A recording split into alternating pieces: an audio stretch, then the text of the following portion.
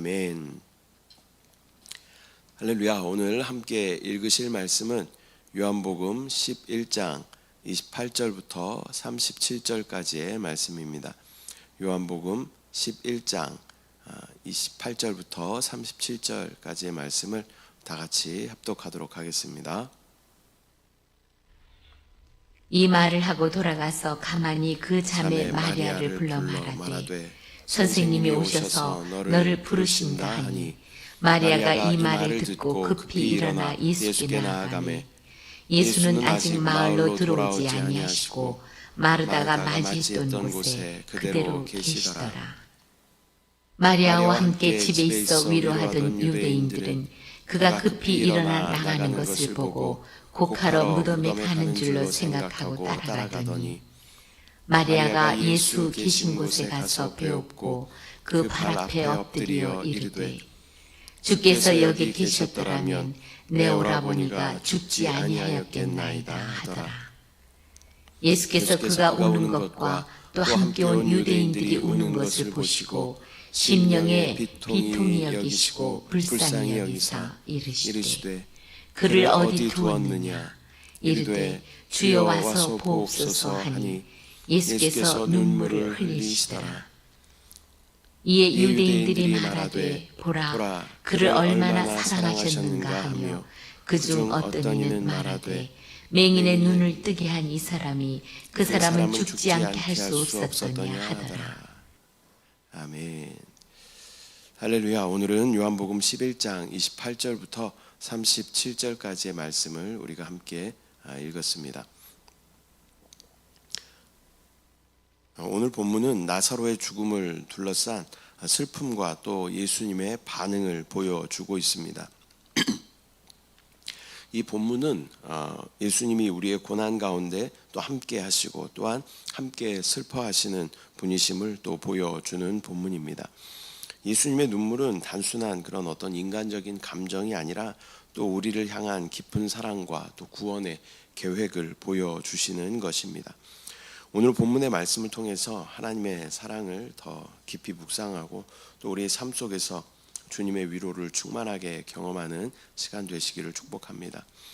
28절 말씀을 보면 이 말을 하고 돌아가서 가만히 그 자매 마리아를 불러 말하되 선생님이 오셔서 너를 부르신다 하니, 마르다는 예수님과 대화한 후에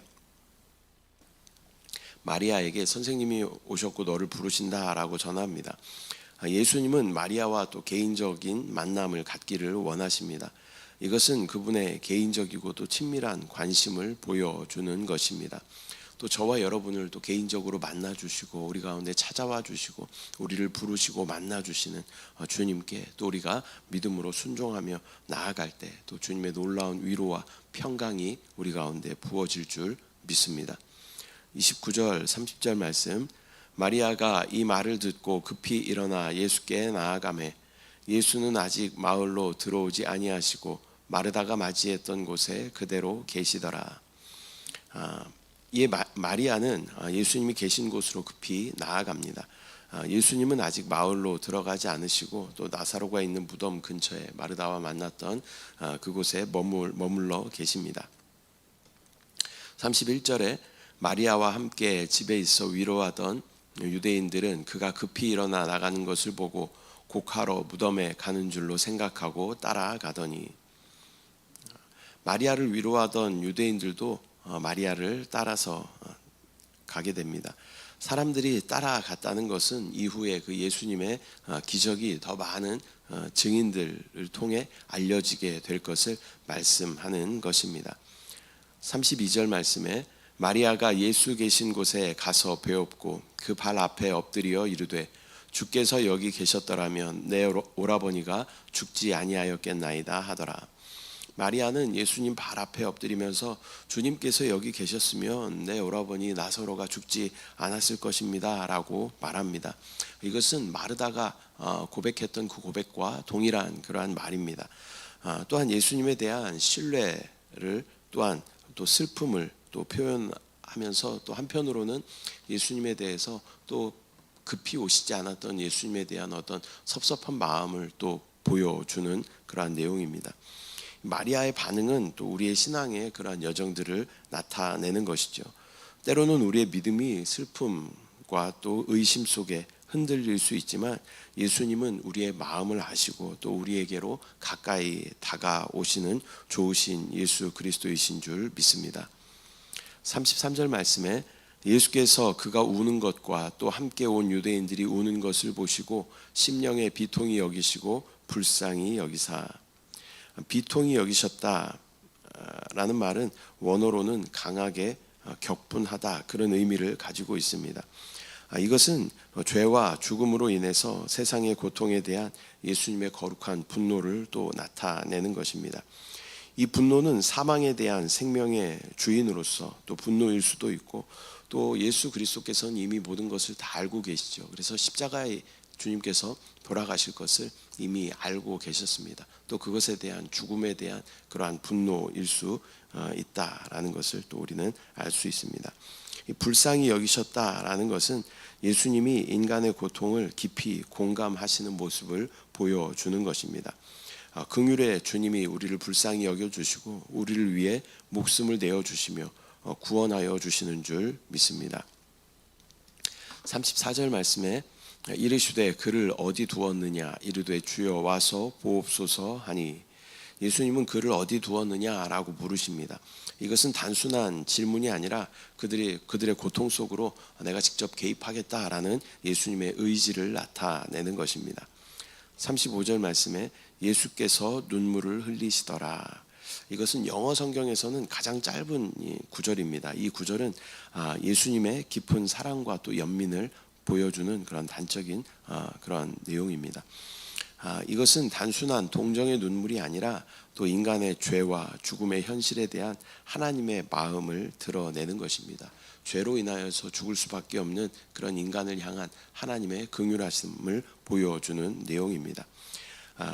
예수님의 눈물은 우리가 어떤 고난과 슬픔 가운데 있어도 혼자가 아님을 보여줍니다. 또 예수님은 우리의 고통을 또 함께 공감하시고 또 나누시는 분이신 줄 믿습니다.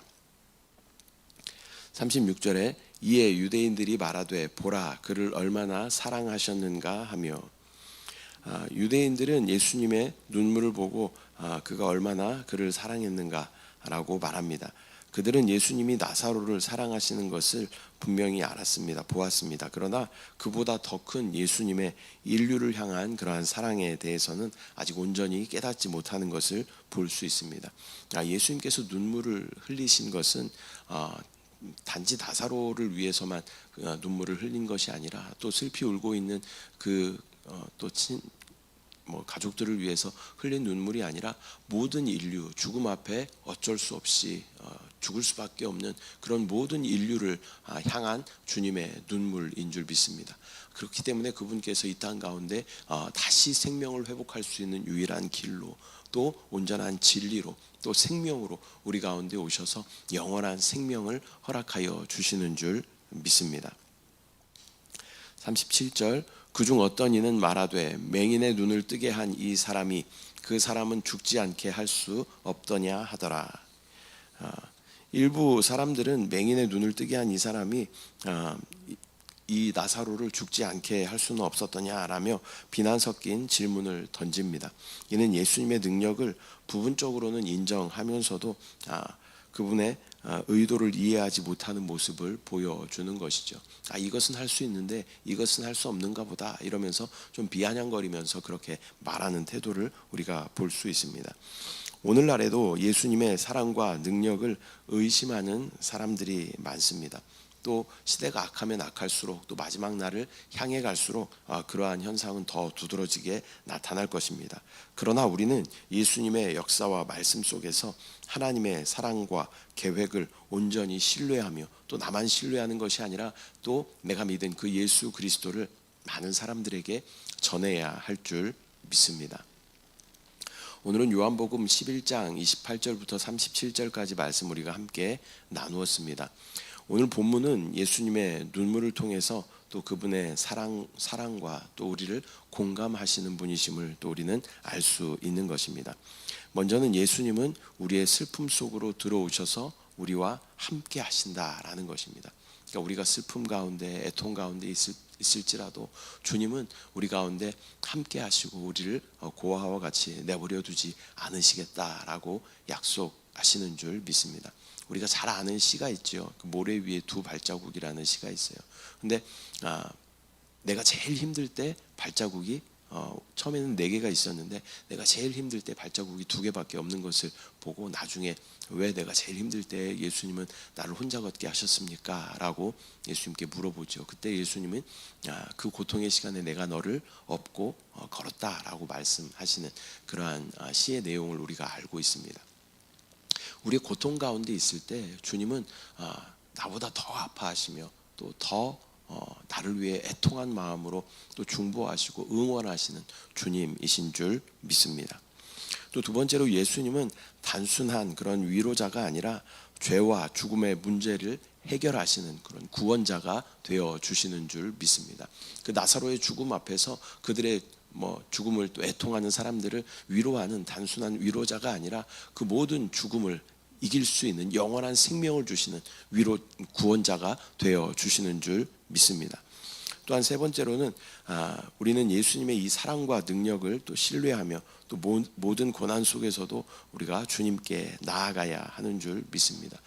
일부 사람들은 이것은 할 수 있지만 이것은 할 수 없었나 보다라고 비아냥거리면서 이야기하였습니다. 그러나 예수님은 전지전능하신 분이십니다. 전지하시다라는 것은 모든 것을 다 하신다라는 것이죠. 전능하시다라는 것은 모든 것에 다 능하시다라는 그러한 의미를 가지고 있는 것입니다. 예수님은 제한이 없으신 분이십니다.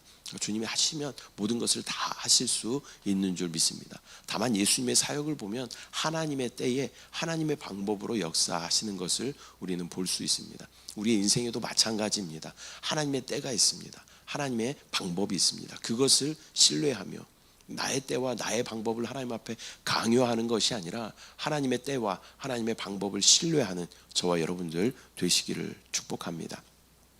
기도하겠습니다. 사랑의 주님, 은혜와 사랑을 감사드립니다. 오늘 요한복음 11장 말씀을 통하여서 예수님께서 우리 슬픔 가운데 함께 하시고 또 개입하시고 공감하여 주시는 분이심을 다시 한번 깨닫게 하심을 감사합니다. 어둠 가운데 고통 가운데 고난 가운데 있을지라도 주님이 우리 가운데 함께 하심을 믿음으로 바라볼 수 있도록 주의 은혜를 부어 주시옵소서. 아버지, 또한 예수 그리스도께서 단순한 어떤 슬픔의 위로자가 아니라 우리를 영원한 그 고통과 슬픔과 죄와 사망에서 구원하실 구원자 되심을 믿음으로 바라볼 수 있도록 주여 은혜를 부어 주시옵소서. 아버지, 또한 예수 그리스도께서는 전지전능하신 분임을 믿음으로 바라보게 하시고 그분이 못하실 일이 없음을 우리가 믿음으로 바라보며 또 우리 안에 내주하시는 그리스도의 영 성령을 의지하며 나아갈 때 또 우리 안에 모든 것을 다 넉넉하게 이길 수 있는 믿음을 우리 가운데 허락하여 주시옵소서. 또 이 새벽도 부르짖어 간구할 때마다 하나님의 놀라운 은혜와 평강이 우리 가운데 넘쳐남을 바라보게 하여 주시옵소서. 감사드리고 예수님의 이름으로 기도드립니다. 아멘. 하늘에 계신 우리 아버지여, 이름이 거룩히 여김을 받으시오며 나라가 임하시오며 뜻이 하늘에서 이루어진 것 같이 땅에서도 이루어지이다. 오늘 우리에게 일용할 양식을 주시옵고 우리가 우리에게 죄 지은 자를 사하여 준 것 같이 우리 죄를 사하여 주시옵고 우리를 시험에 들게 하지 마시옵고 다만 악에서 구하시옵소서. 나라와 권세와 영광이 아버지께 영원히 쌓옵나이다. 아멘.